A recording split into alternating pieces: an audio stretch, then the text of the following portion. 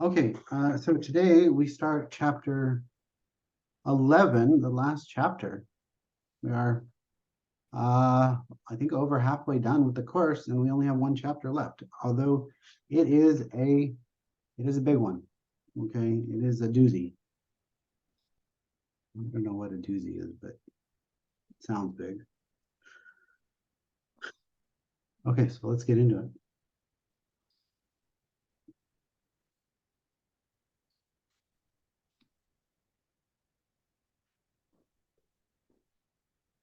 Okay, so chapter 11 is on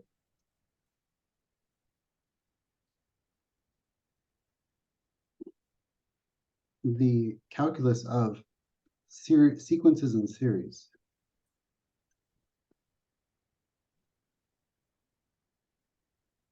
Okay.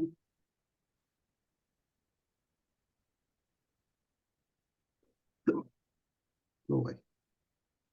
There you go.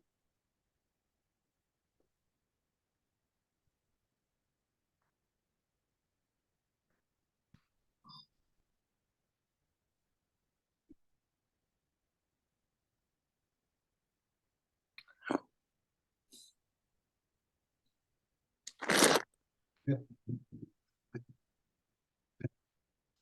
Never get this thing centered. Whatever. Okay, 11.1 is on sequences. So examples of sequences. Okay, A sub n is equal to n over n plus 1. Okay, and so the index, or n, goes up by whole numbers. Okay, 1, 2, 3, 4, and then that tells me what the value of that index is. Okay, so a sub 1 is my first term, and that's going to be 1 over 1 plus 1. A sub 2 is going to be my second term, and that's going to be 2 over 2 plus 1. Whatever n is, I just plug in that value into my formula, and that will give me the nth term in the sequence. Okay, and these are all separated by commas. A3, A4, dot, dot, dot. This becomes 3 over 3 plus 1, and this becomes 4 plus 1, and you can simplify those if you want. Okay, this become 1/2, 2/3, 3/4, 4/5.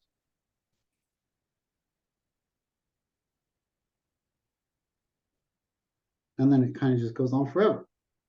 Okay, whatever number you want them to be. Okay, let's look at number example letter B here. Okay, A sub n is equal to -1 to the nth term, n plus 1 over 3 to the nth power. Okay, so A sub 1, okay, is going to be -1 to the first power, n plus, or 1 plus 1, over 3 to the first power. Okay, A sub 2 is going to be -1 to the second power, and that's 2 plus 1 over 3 squared. -1 to the third power, 3 plus 1 over 3 cubed. Okay, -1 to the fourth, 4 plus 1 over 4 cubed, da da da da. Okay, so this is A1, A2, A3, A4. Okay, we could clean those up. -1 to the first is a negative times 2 over 3. So this is -2/3. This is a positive 1. 2 plus 1 is 3. 3 over 9 is 1/3. Okay, I'll just leave it as 3/9. Okay, and then this is -4 over 27. And then the next one is going to be positive 5 over 81. So what this term here does, that negative 1 to the nth power, what that does is it allows it to alternate sign. It goes from negative to positive to negative to positive to negative to positive, and then onward like that forever. Okay, we call this an alternating sequence. Okay, so the sign alternates. Okay, and it says an alternating sequence.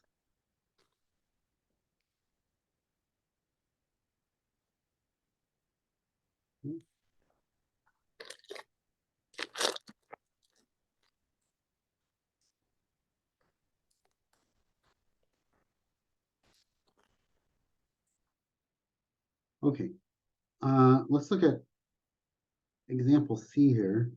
A sub n is equal to cosine n pi over 6. Okay, what is this going to become? This is going to become cosine to 1 times pi over 6, which is pi over 6. Cosine of 2 pi over 6, 2 pi over 6, which is just pi over 3. We'll put a 1 there. So cosine pi over 6, cosine pi over 3, and then cosine 3 pi over 6. So that's just cosine of pi over 2. And then cosine 4 pi over 6, which is just cosine 2 pi over 3. Okay, so this just goes on forever. It might even repeat. We'll see. Okay, I think because it's thirds, or because it's sixes, it will. I mean, eventually we'll just get to pi. It'll be cosine of 6 pi over 6, which is pi, and then it will go to 12 pi over pi, which is 2 pi, and then it'll go to 13 pi over 6, which is the same thing as this. But we would have to go all the way up to n equals 13 before it starts repeating values. Maya, did you have a question? Yes, Professor, about the B. Is the last one is 3 over like 4, right? 3 power 4 or 4 power 3. Oh, it's 3 power 4. Yeah, thank you. Okay. I wrote it backwards. Thank you. Thank you, Professor. Okay. And then we could evaluate these if we wanted to. This would be radical 3 over 2, 1/2, 0, negative radical 3 over 2. Okay. Oh no, sorry, it's negative 1/2. I'm sorry. Negative 1/2, and then we could get 4 pi over 3, which is, or sorry, 5 pi over 6, which would be a negative radical 3 over 2. And again, it just kind of goes on forever. Okay, definition.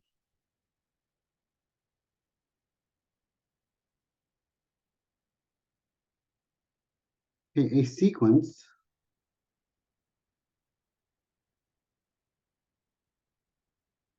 A sub n, the set A sub n, has the limit L given the limit as n goes to infinity of A sub n is equal to L, if we can make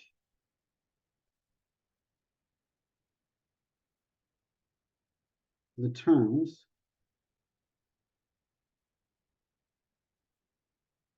A sub n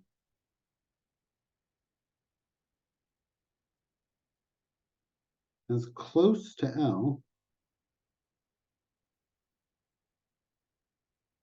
as we like, by taking n sufficiently large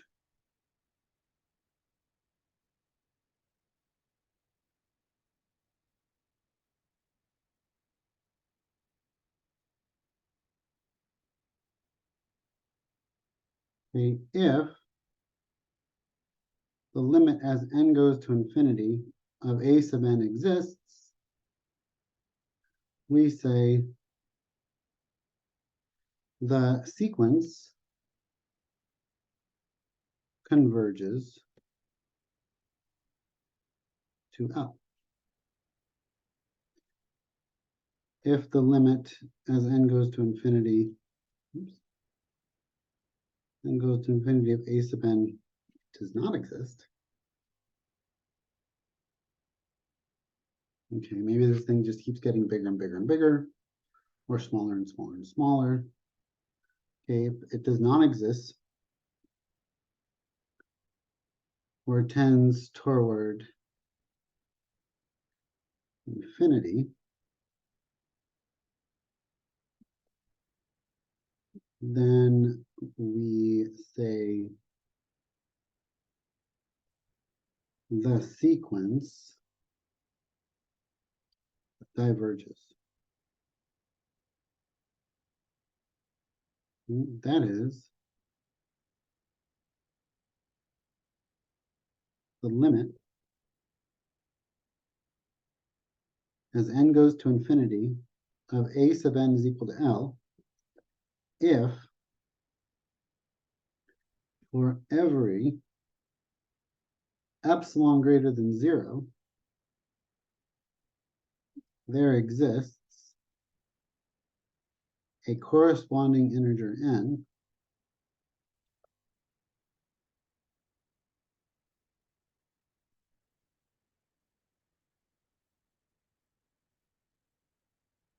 and such that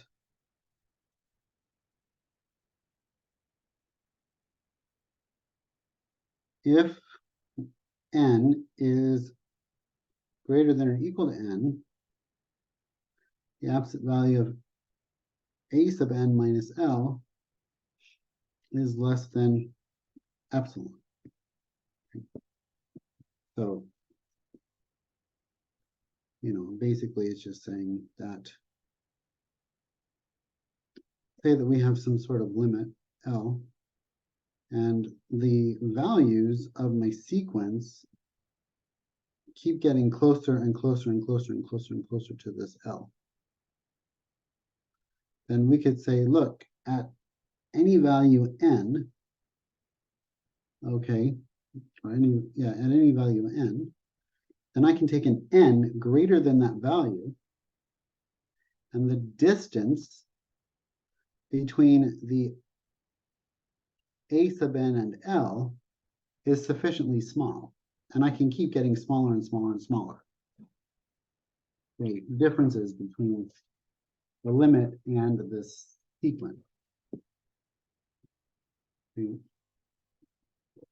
Very similar to our initial idea of a limit, except for the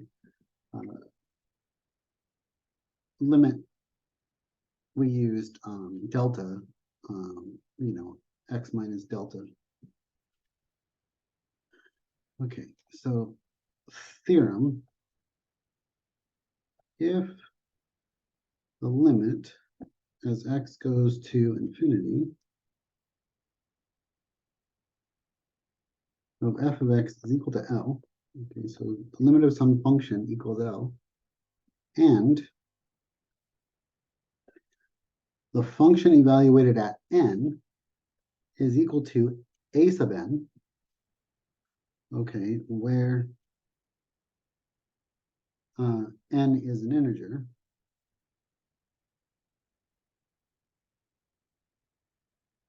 Maybe I should put, say, a positive integer.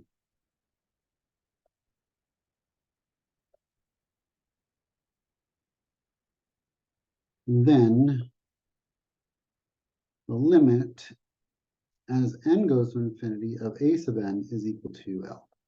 Okay, just saying, look, I can turn this thing into a function where we have every value, right? And what's the difference between this thing and this thing, f of x and f of n? Well, f of n is a much smaller set of numbers. Okay, so again, if we think about what would be consistent in f of n, okay, right? Well, it would just be these points. This would be f of n. Oops. F of n would just be my red points here. But what would be f of x? Well, f of x would be the whole function. It would be everything connecting the red points. Okay, and all the points in between. So f of x has much more points than f of n. Okay, because f of x contains all of f of n. Okay, but f of n does not contain all of f of x. Okay, saying, look, this guy here, this point here is a1, and that's a2, and that's a3, and that's a4, and that's a5, and that's a6, and that's a7, and that's a8. Okay, and so we only have 8 points there, but we have an infinite number of points on f of x. Okay, and we're saying that if f of x converges, then so will the sequence, because the sequence is a subset. The sequence is a subset of f of x. So if f of x converges, then so will f of n. Okay, does that make sense? Because again, the domain of n is only positive integers. Okay, the domain of f of n is only positive integers, and the domain of f of x is all real numbers. Okay. Domain here is all reals, and the domain here is just positive integers. Okay, z is integer in Latin, so that's the positive integers. Okay. Or we could call them natural numbers if we want. The capital N really is natural numbers. It's a script N. Say that. Okay, so, and the real numbers contain a lot more than the natural numbers. Okay, and I'm saying that the natural numbers do not include 0. Okay, so for this class, the natural numbers will not include 0. Okay, so there is a debate on that, and I don't really care about debate. I'm just going to define it the way that it is best for this class to define it. Okay, definition.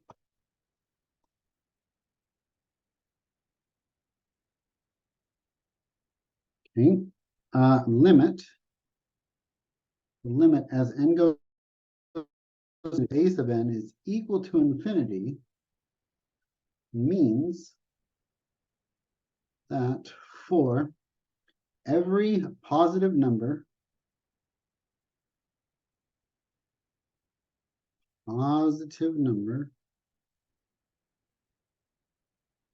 m, there is an integer n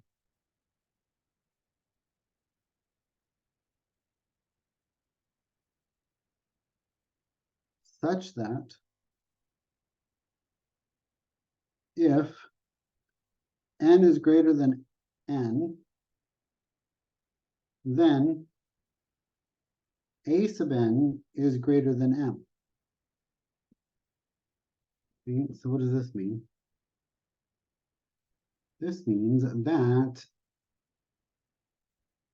as I keep going up with these values, okay, I am going to hit, okay, a value, we'll call that n, capital N. Okay. Okay, as we hit capital N, okay, there exists, okay,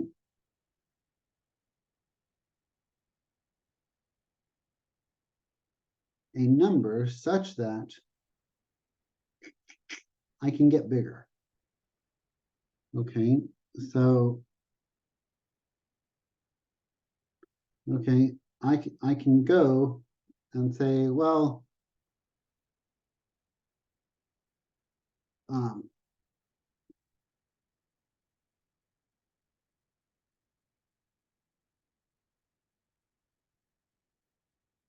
okay, I think is let me do this.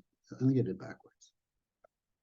Okay, so if for every positive integer m, there is a integer n. Okay, yes. Okay, integer n, yes, okay. Such that, no, I did it right. This is n, and this is n. There we go. Okay, and so in this case, n is bigger than, little n is bigger than capital N. Okay, then we're saying that a sub n is greater than m. Okay, so if there's a value in the domain that is bigger, then no matter how far out n is, n could be the next one, or n could be out here, doesn't matter. Okay, then and n corresponds to m, the output. Okay, then a sub n is always going to be bigger than that output, no matter than that previous output, no matter where it is. As long as it's past that, it's always going to be bigger. Okay, so that's the general idea there.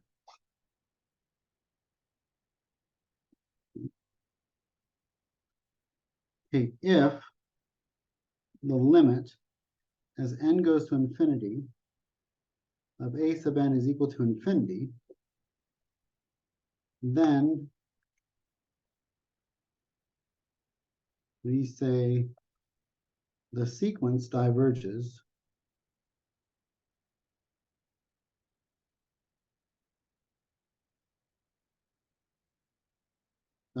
to infinity.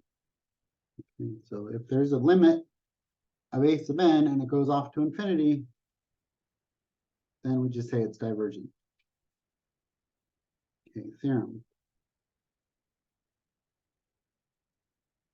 Okay, if the limit as n goes to infinity of a sub n is equal to 0,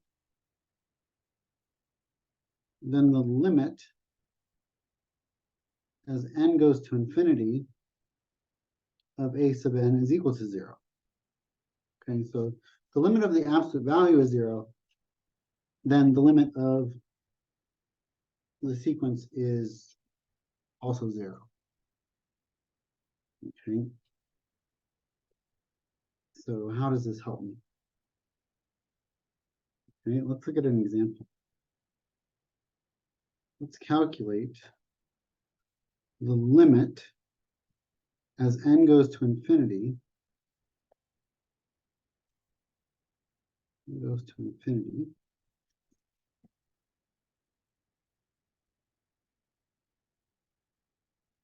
okay, of the natural log of n over n. Okay. So here, we actually don't want to use the previous theorem. We want to use the theorem before it. Okay, we want to turn this into a function and see what happens with the limit of the function, and then we know what's going to happen with the limit of the sequence.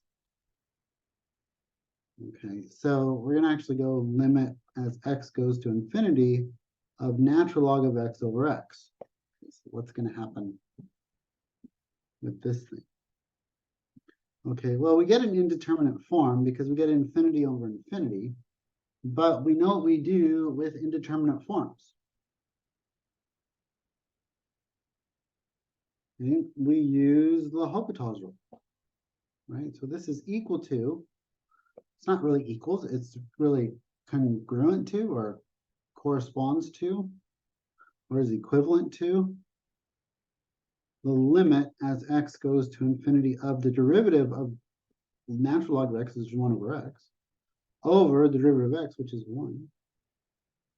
Okay, and if I now we simplify that, that's the limit as x goes to infinity of 1 over x, which is 0. So this thing goes to 0. Okay, therefore, since the function, the limit of the function went to 0, okay, then the limit of the sequences, because that's a smaller set inside the function, the limit of the sequence is natural log of n over n also goes to 0.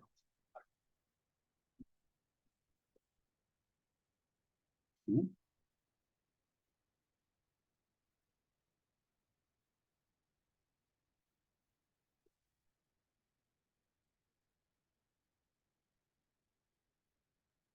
Okay, number 2, if I want to evaluate the limit as n goes to infinity of -1 to the n over n. Okay. Evaluate this guy. Okay. Okay, so what do we want to do here? Well, what does the -1 to the n do? It alternates. It makes it alternate. And so let's just write out a few terms of this and see what happens. So if I let -1 to the 1 over 1, and then -1 to the 2 over 2, and then -1 to the 3 over 3, and then -1 to the 4 over 4, this becomes -1, +1/2, -1/3, +1/4, dot, dot, dot. Okay. So this is going to alternate back and forth, and I would like to just deal with the series that, or the sequence that doesn't alternate. I'd like to just deal with the one that doesn't. So let's look at the limit as n goes to infinity of the absolute value of -1 to the n over n.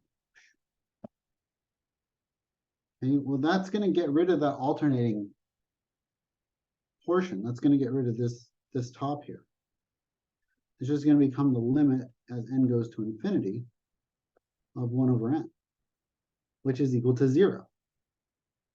Okay, and so now we can use that theorem that we had before right here. It says, look, if the absolute value of this sequence is equal to 0, then the sequence, if the absolute value of the sequence converges to 0, then the sequence converges to 0. Okay. So this thing is going to 0. The limit is going to 0.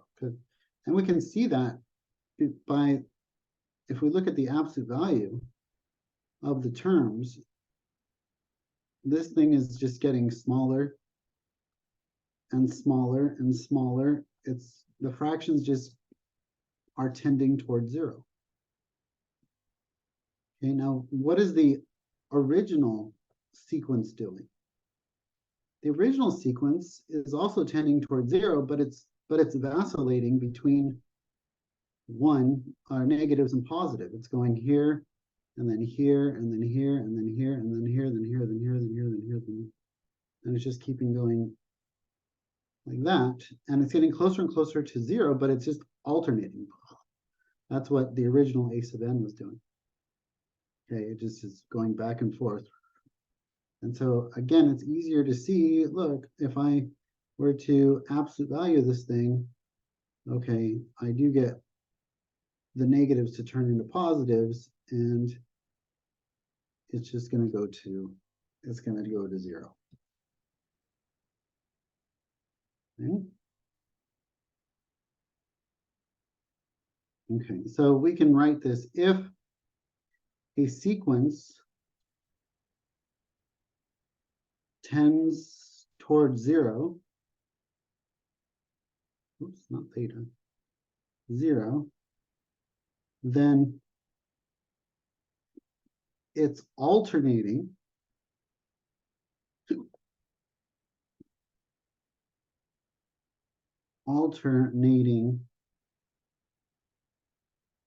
counterpart also tends towards 0.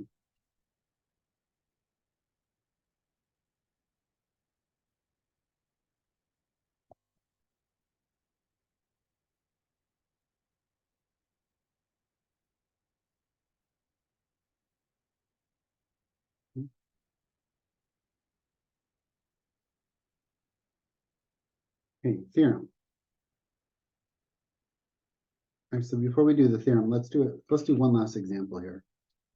Number 3, determine whether the sequence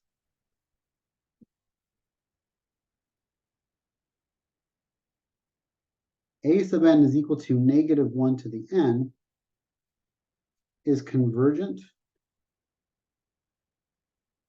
or divergent. Okay, so what happens to this guy?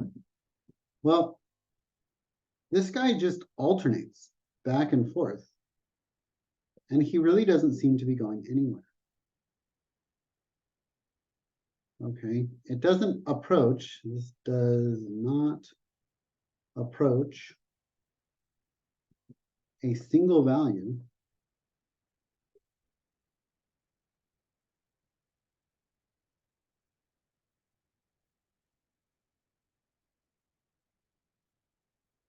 okay. So it is divergent.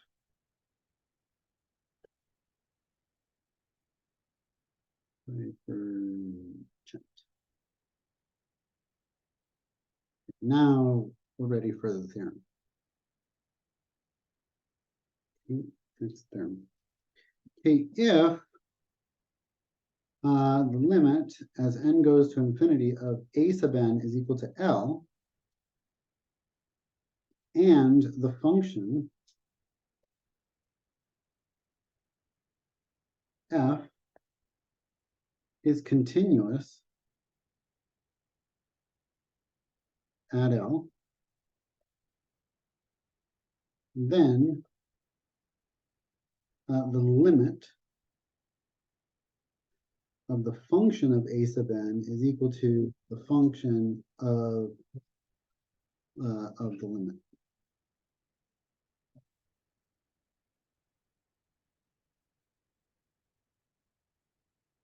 Just saying, look, if a sub n is equal to L, then you plug that into any function, and it's going to be that function evaluated for the limit. Okay. So, how is this helpful? Okay, let's look.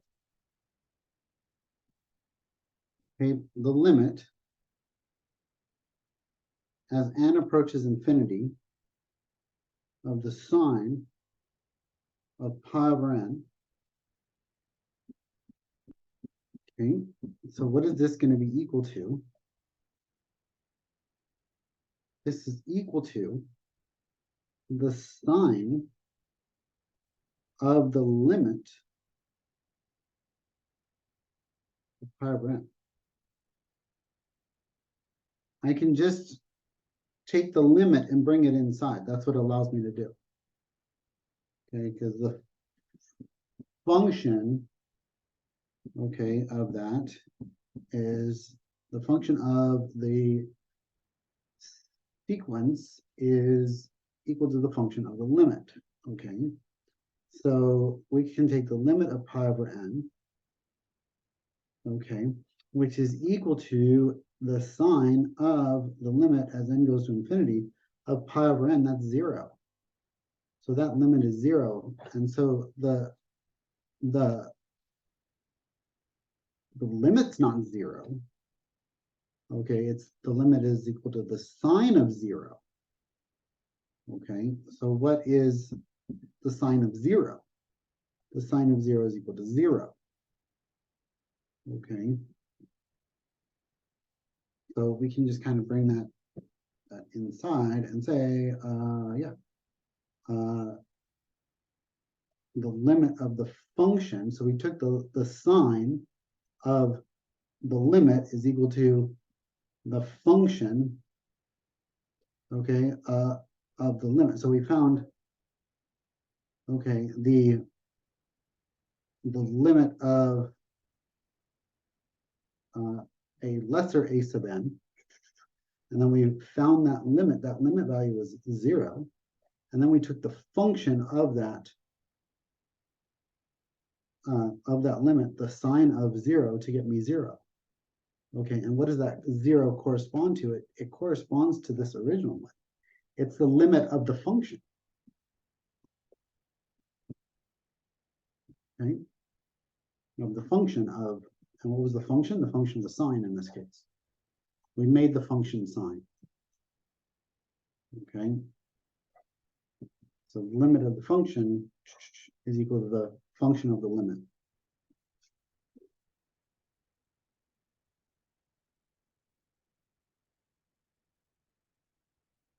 Okay, the sequence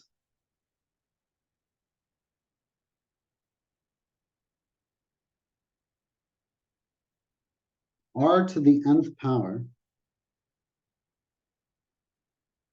is convergent, okay, where r is a constant, okay, if r is between -1 and 1.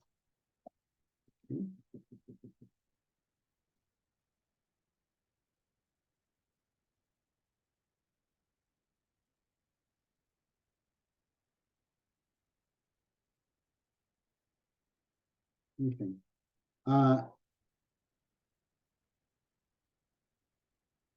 The limit as n goes to infinity of r to the n, okay? The limit, what does this thing converge to? Okay. Well, there are some special cases here. Okay. So we have some special cases. Okay. What happens? Okay. Where's this thing going? Where's this sequence going? If r is between -1 and 1 is the in-between part. If r is greater than -1 but less than 1. So I'm just taking off the endpoints now. Okay. And so if I take off the endpoint, then I get, okay, then I get a value, okay, that is a fraction, okay, or 0. Okay. And so if r is 0, then it just goes to 0. But if it's a fraction, and I keep, let's let r be 1/2 real quick. Okay, let's say r equals 1/2. Then what happens to this? This is 1/2 to the first. Okay, and then it becomes 1/2 to the second. And then it becomes 1/2 to the third, and then 1/2 to the fourth, and then dot, dot, dot, dot, dot. Okay. So what's going to happen to that? Well, it's just going to get smaller and smaller and smaller. Does everybody see that this is going to be 1/2, and then 1/4, and then 1/8, and then 1/16, and where's that tending toward? It's tending towards 0. Okay.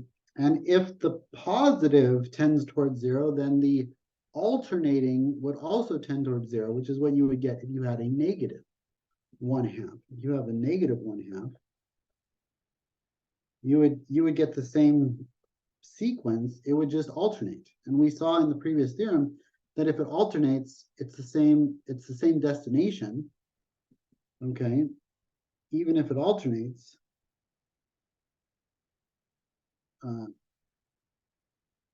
Okay, it's gonna reach the same destination and it's gonna go to 0.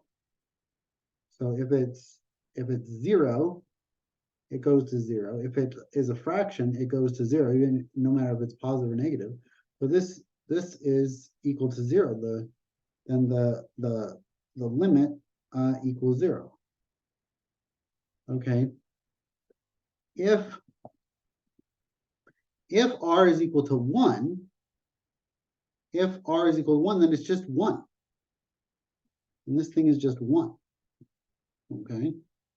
Move this down a little bit. We're getting kind of scrunched.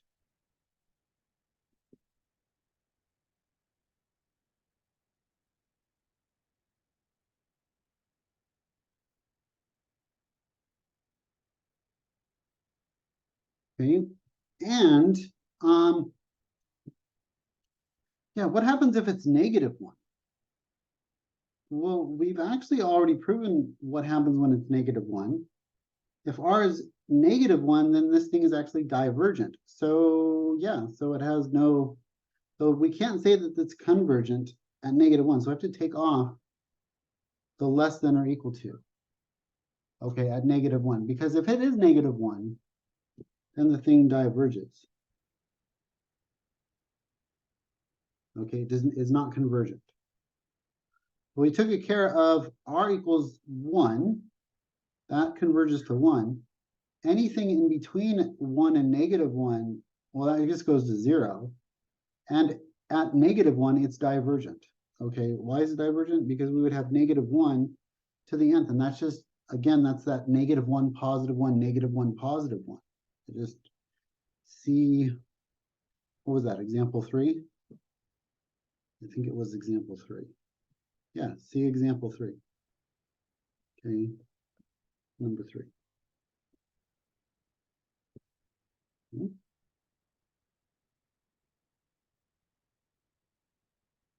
Okay.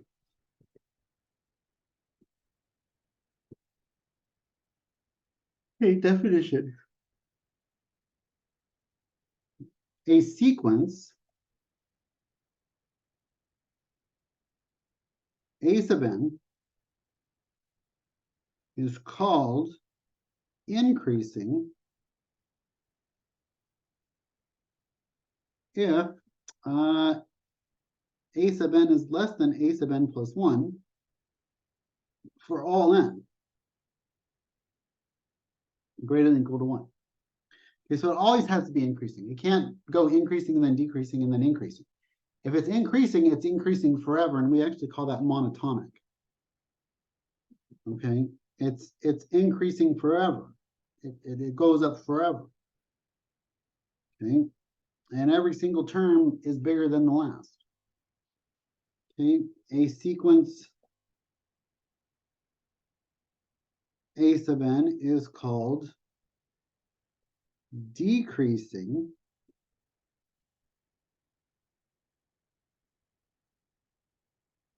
if the reverse is true. A sub n plus 1 is less than A sub n for all n greater than or equal to 1. Okay. A sequence that is strictly increasing or strictly decreasing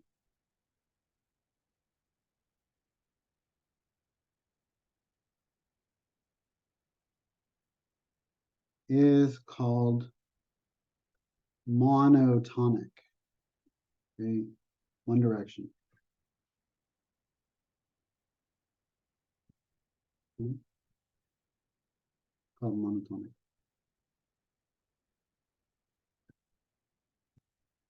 Okay, let's do another example. Number 5. Okay, is A sub n equal to n over n squared plus 1 decreasing?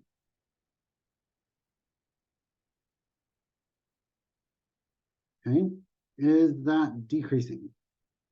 Okay, so we have to check to see what would it be if it was decreasing. If it was decreasing, then a sub n plus 1 would be less than a sub n. So if yes, then a sub n plus 1 is less than a sub n. So if I can prove this, that every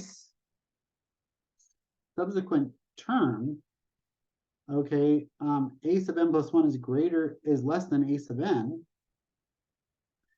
then we win.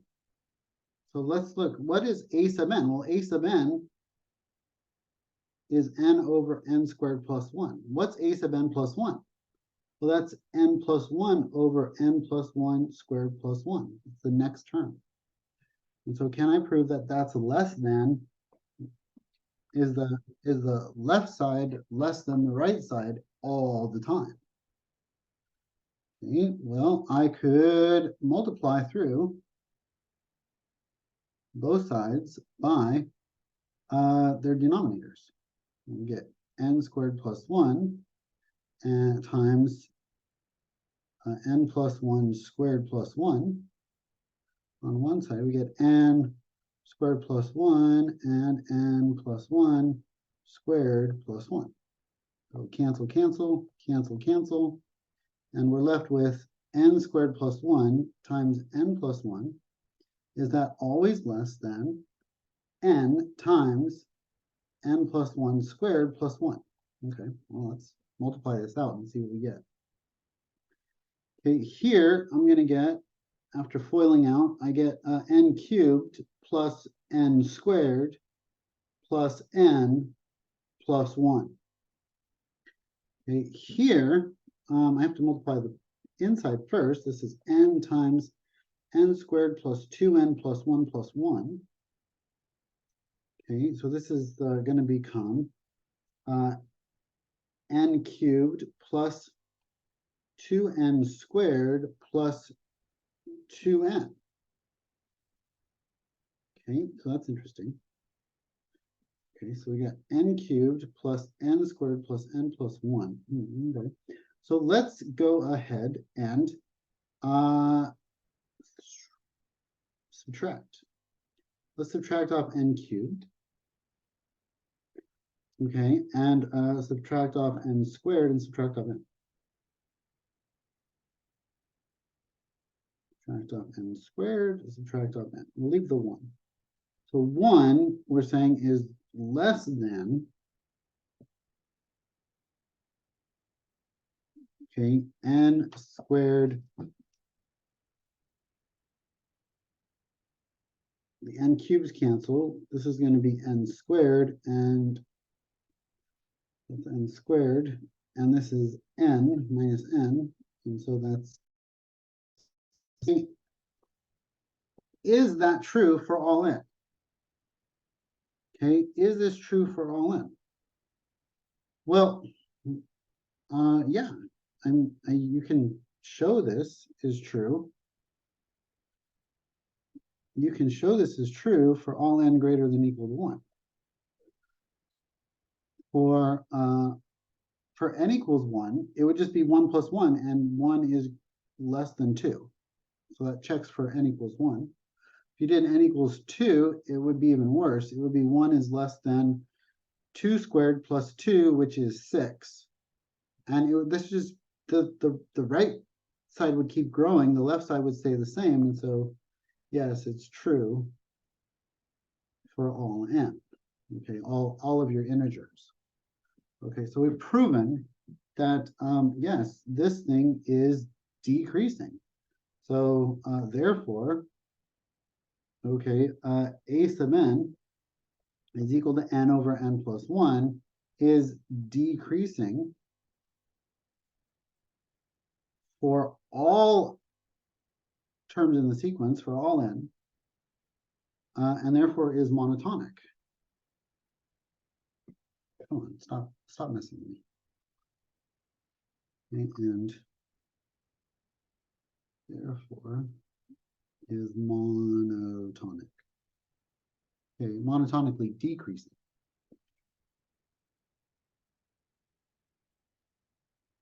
Okay, definition. Okay, a sequence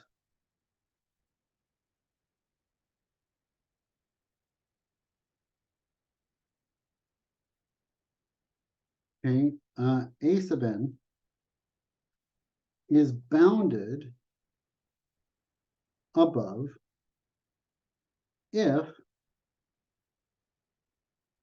there is a number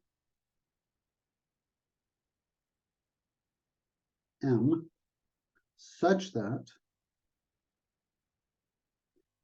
A sub n is less than or equal to m for all n greater than or equal to 1. Okay, it is bounded below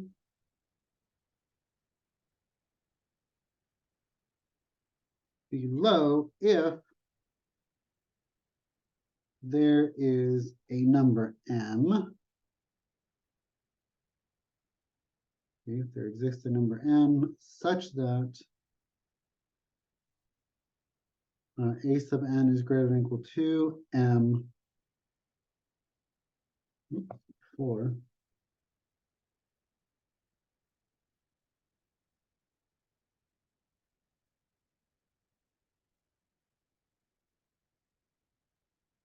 income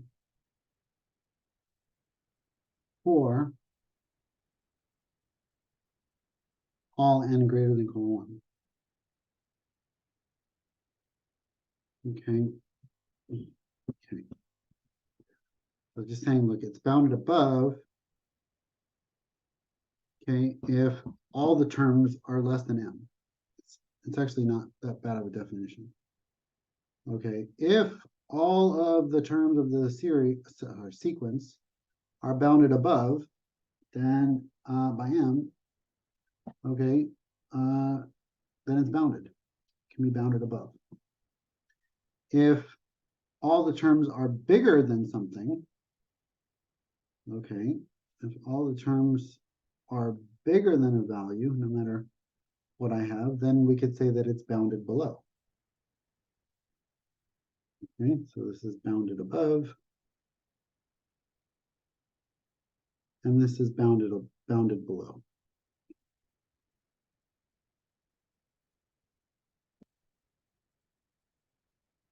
Okay. Theorem. The theorem that goes along with this is pretty straightforward. Every bounded monotonic sequence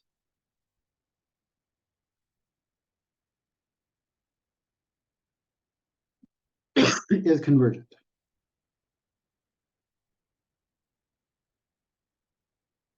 Okay? If it's bounded above, it converges. If it's bounded below, and it's going down, it's convergent. Okay. So there. Okay, let's take a 5-minute break because that was a lot.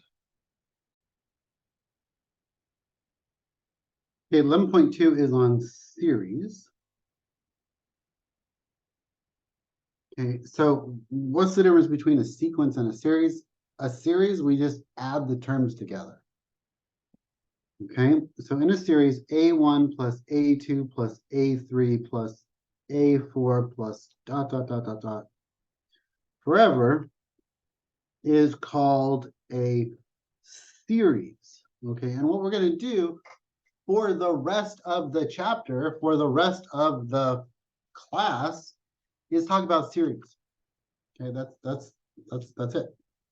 Okay, we're going to talk about these series and all the properties and all the ways that we can calculate these series and all the calculus that we can do with them from here till the remainder of the course. Okay, so very, very important. Okay. Okay, if the series continues and has no end, then it is called an infinite series.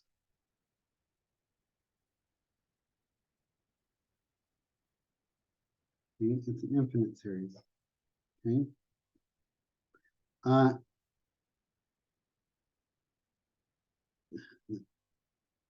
The infinite series can be represented in,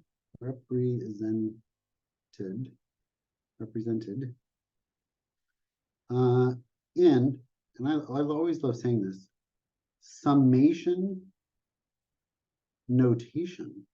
Okay, just because it rhymes. Okay, summation notation. And that is some sigma of n equals 1 to infinity of a sub n. Okay, and that just means that we are adding. We're constantly adding the terms, continually adding the terms.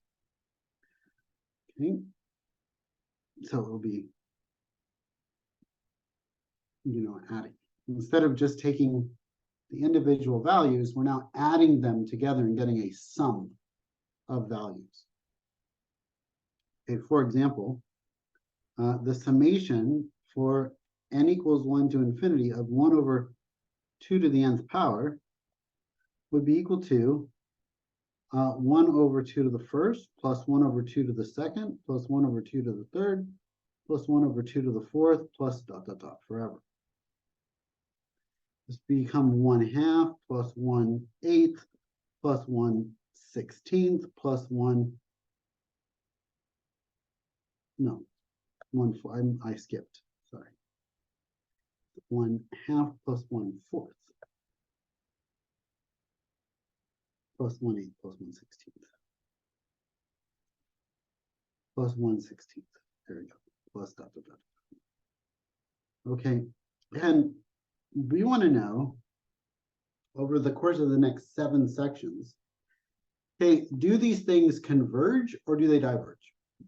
Okay, because it will be very important to us to find out if they converge to a value or if they don't converge to a value, if they diverge.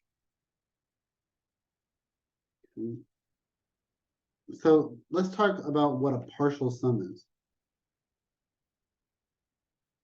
Okay, a partial sum is a piece of an infinite series. Okay, it's a piece. And that piece can be one term. S sub 1 is just a sub 1. S sub 2 is a sub 1 plus a sub 2. S sub 3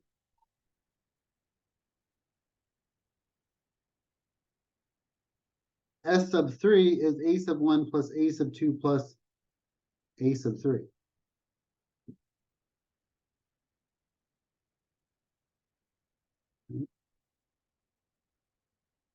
And so on and so forth. So S sub n is equal to a sub 1 plus a sub 2 plus a sub 3 plus dot plus a sub n. Okay, that would be called the nth partial sum.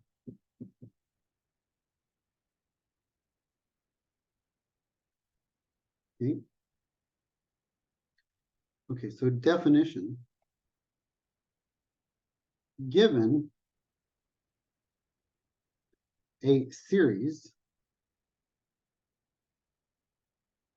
summation as n equals 1 to infinity of a sub n is equal to a1 plus a2 plus a3 plus dot, dot, dot.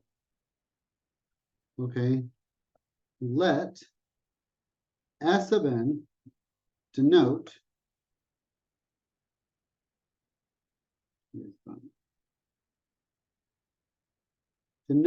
its nth partial sum.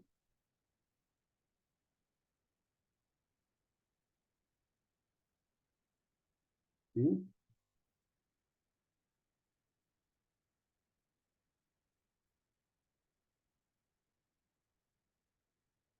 Okay, if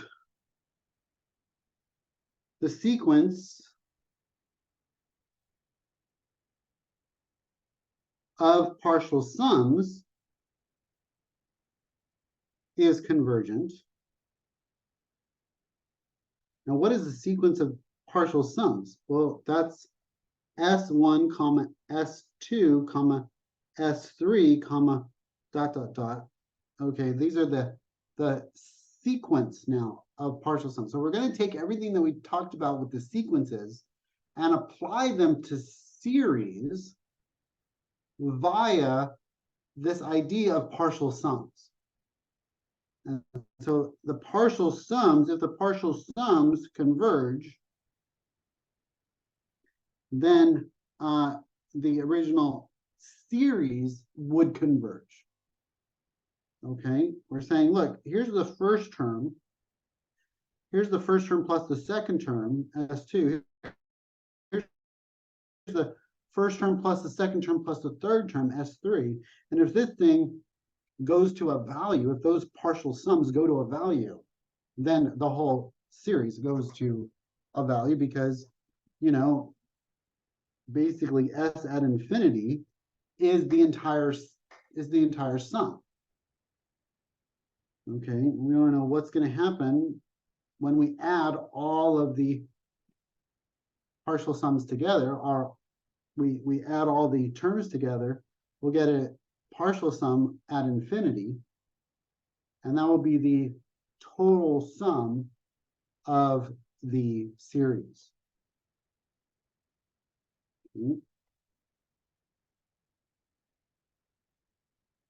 Okay, so if the sequence is convergent,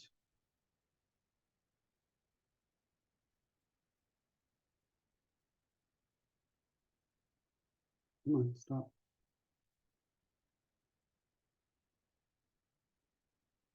If the sequence is convergent and, okay, the limit as n goes to infinity of S sub n is equal to some S, some total sum exists and is a real number,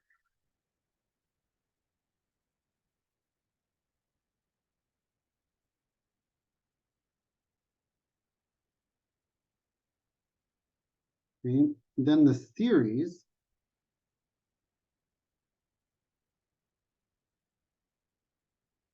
summation of A sub n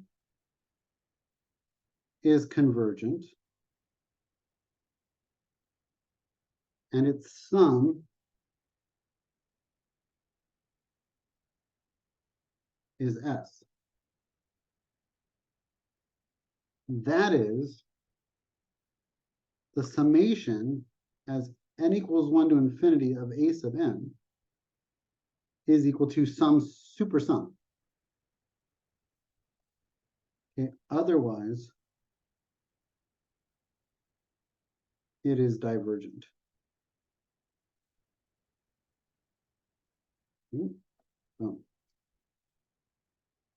Okay, so let's talk about a series. Okay, let's talk about the one that we just talked about. Okay.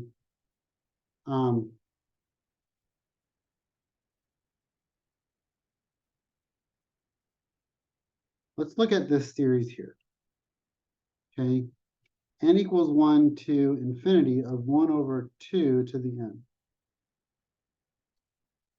Okay, I'm going to rewrite this as the summation n equals 1 to infinity of 1 over 2 to the nth power. Okay. So this thing, I'm going to add subsequent terms, right? This thing. Okay, I'm going to keep adding subsequent terms. I'm going to say, well, S sub 1 is 1/2. Okay, this equals 1/2 plus 1/4 plus 1/8 plus 1/16 plus 1/32 plus dot, dot, dot, dot. S2 is equal to 1/2 plus 1/4. S3 is equal to 1/2 plus 1/4 plus 1/8. Okay, S4 is equal to 1/2 plus 1/4 plus 1/8 plus 1/16. Now I keep adding a smaller and smaller amount. Okay, and what is eventually going to happen with this series is that if I look at the partial sums, I start at 1/2.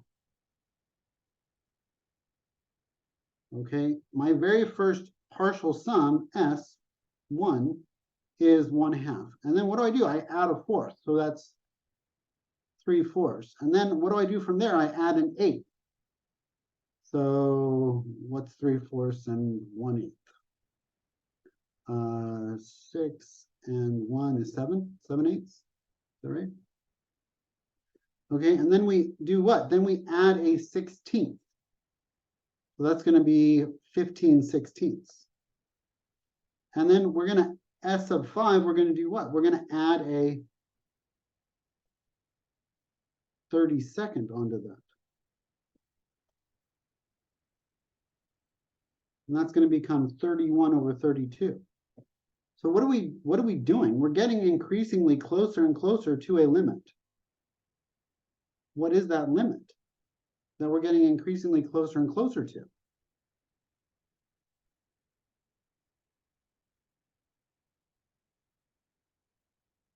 One half, then we do 3/4, and then we do 7/8, and then we do 15/16, and then we do 31/32. The next one's going to be 63/64. So we keep getting closer and closer and closer and closer to 1. Okay. So this thing converges. This thing converges to 1. Okay. Now, we don't know that necessarily without having some sort of mathematical understanding of what this type of series is. And this is called a geometric series. It's a geometric series.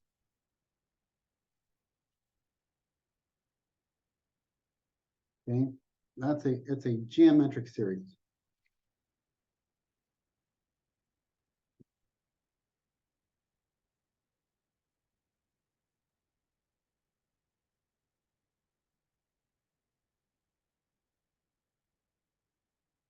Okay. So what is a geometric series? And why do these geometric series converge, and when do they converge? Okay, well, a geometric series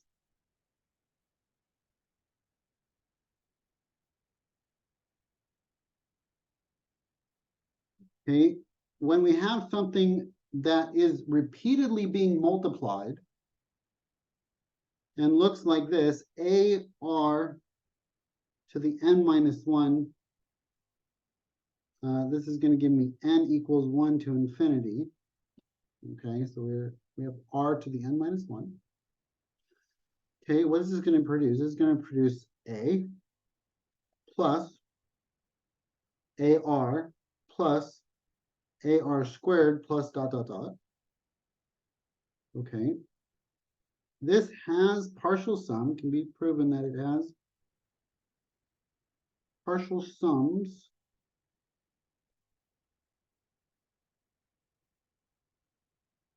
of a times 1 minus r to the nth power all over, sorry, that's fine, all over 1 minus r is equal to s of n. Right? That's the partial sum. Okay.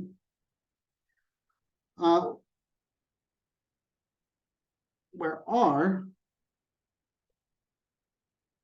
is called the common ratio,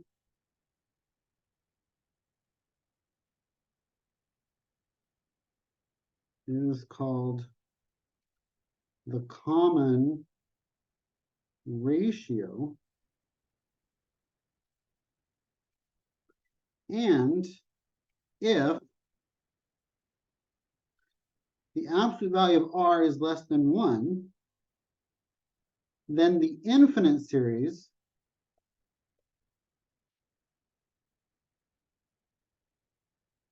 converges. Okay, the common ratio has to be a fraction. If the fraction converges, okay, if the fraction converges, then the infinite series converges to S equals a sub 1 over 1 minus r. Thus,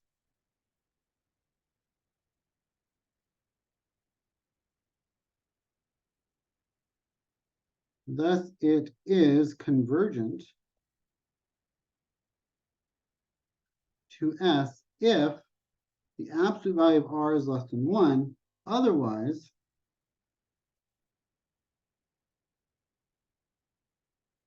it is divergent. Okay, now this is very important, and we'll be using this from here out until the very last section of this chapter. Okay, which I think is 11:11 or 11:12. There's a lot of sections in this chapter. So just keep in mind that this has a lot of applications. We are laying the foundation today for basically everything that we're going to do for the rest of the course. Okay, so yeah, 11:11. Okay, so we're going to be using this concept of a geometric series from here on out. Okay, so this is very important. This is called the geometric series test for conversions. Okay, geometric series test. Okay, geometric series test for convergence. Okay, very important. Okay, extremely important. Okay. So let's see what this series converges to. What does this series converge to? 1/2 to the nth summation n equals 1 to infinity, right? Okay, so they're saying that we need an A and an AR, okay, and then an AR squared plus, make it look something like that. So what I can do to get my A, because I have my R, which is 1/2. R is 1/2. It's getting multiplied over and over, but I don't have an A. And so what I'm going to do is I'm going to break off a 1/2 to get my A. Okay, I'm going to rewrite this as n equals 1 to infinity of 1/2 times 1/2 to the n minus 1. Okay, now it looks more like what we want it to look like, which is this guy here.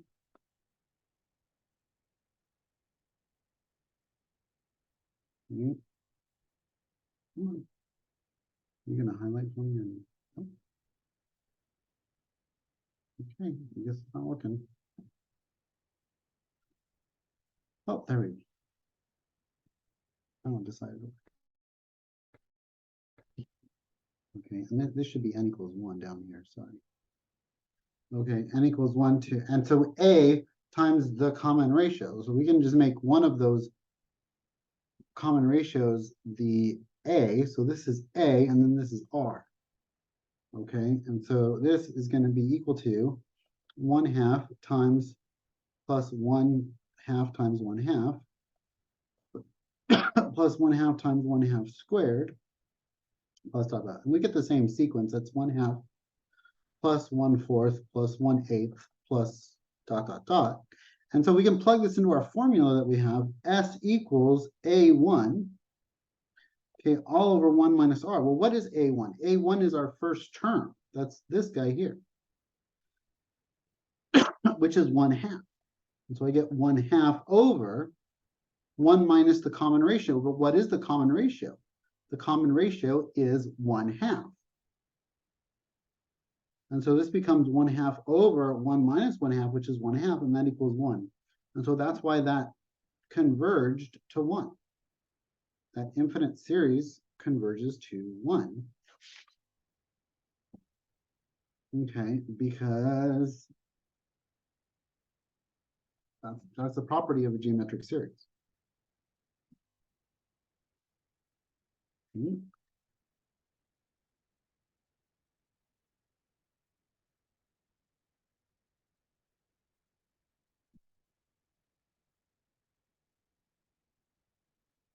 Okay. Let's keep going. Okay, and so I want to know, is the series summation n equals 1 to infinity of 2 to the 2n times 3 to the 1 minus n convergent or divergent?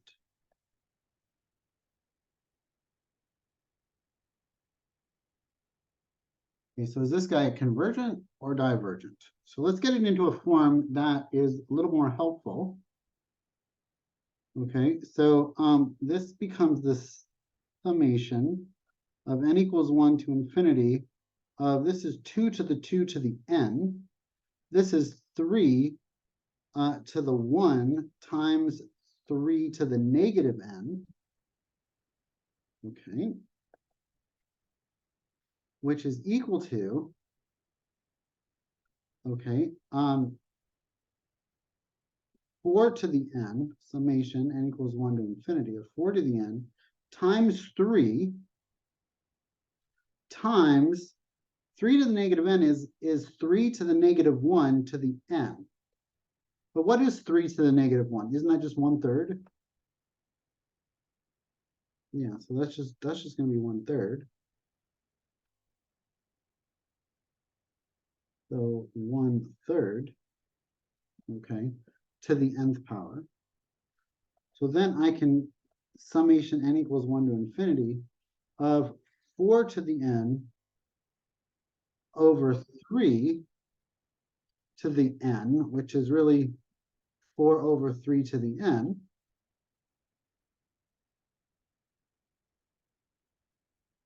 And then I have a 3 in front. Okay. Okay. So all I need to know if this thing is convergent or divergent. It doesn't ask me what it converges to. It just says, is it convergent or divergent? And it is not, because R in this case is 4/3, which is greater than 1. Therefore, the series is divergent. Okay, therefore the series is divergent. Okay, now if it was less than 1, then we could come up with a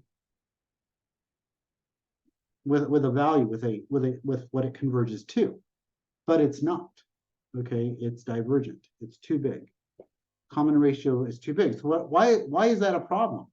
Because if we keep multiplying by something that's bigger each time, then my terms will increase and they'll just go off to infinity. I'll keep adding bigger and bigger terms and my sum will shoot up to infinity. They'll just keep growing. Okay, we'll never converge to anything. Okay, number 2. Find the sum of the series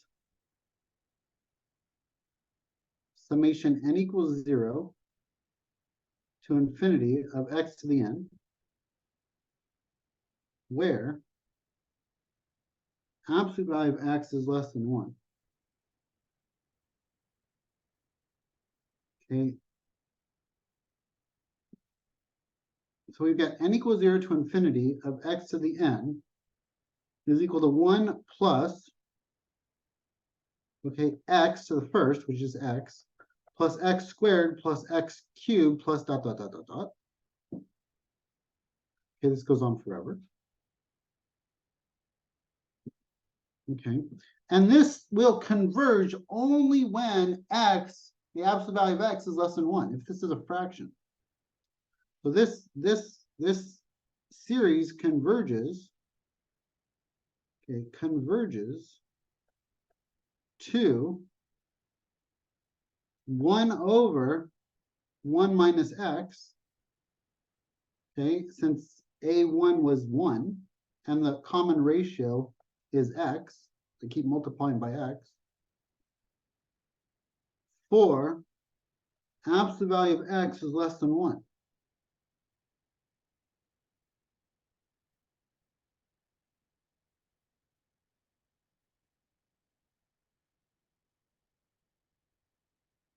Okay.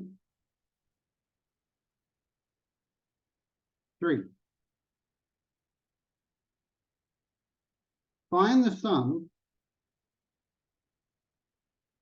of the summation n equals 1 to infinity of 1 over n plus 1.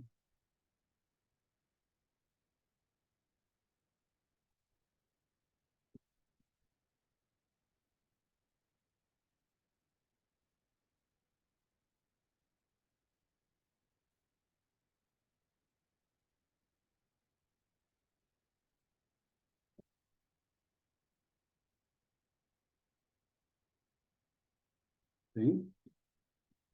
If we use partial fractions on this, we get 1 over n times n plus 1 is equal to a over n plus b over n plus 1. Okay, multiplying through and using the Heaviside technique, a times n plus 1 plus b times n, we see that a has to be 1. Okay, and b would have to be negative 1. Okay, because we would get 0n. Okay, so distribute, a has to be 1, b, a plus b have to be 0. Okay, and so b is negative 1. Okay, so we get the summation of n equals 1 to infinity of 1 over n minus 1 over n plus 1.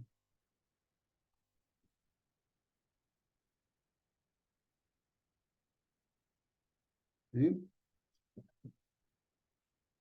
So this is 1 over 1.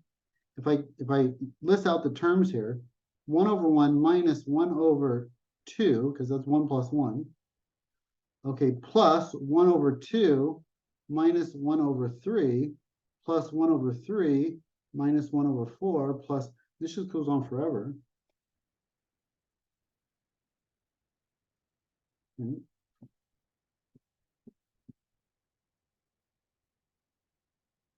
Until we get to 1 over n minus 1 over n plus 1. Okay, and what's going to happen here is everything's going to cancel, except for the 1 in the front and whatever the last term is. Okay, and so we can say that this is equal to 1 minus the limit as n goes to infinity of 1 over n plus 1. And that thing's going to go to 0. And so that just equals 1.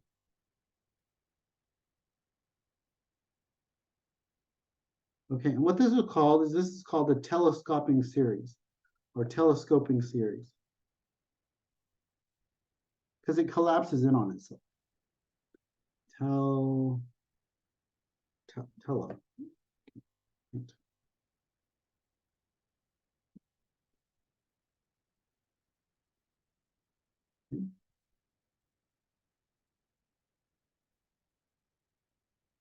Come on.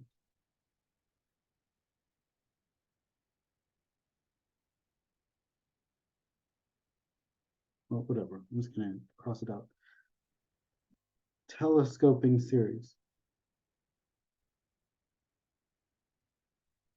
Okay.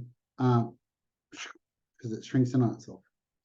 And the limit of that is going to be 1. All the other terms basically go to 0. Okay, and we just get 1. Okay, we're going to stop there today, and we'll continue 11.2 and 11.3 on Thursday.